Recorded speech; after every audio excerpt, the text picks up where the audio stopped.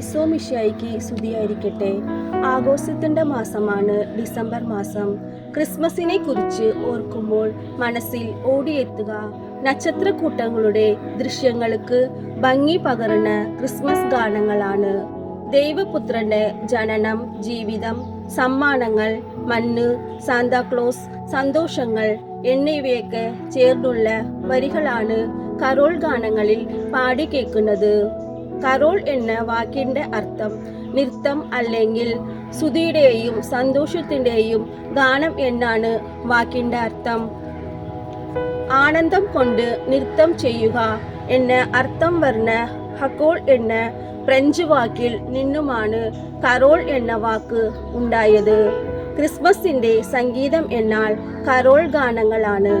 ഉണ്ണി ഈശോയുടെ ജനനം കരോൾ ഗാനങ്ങൾ പാടി നമുക്കും ആഘോഷിക്കാം. Happy Christmas. Thank you.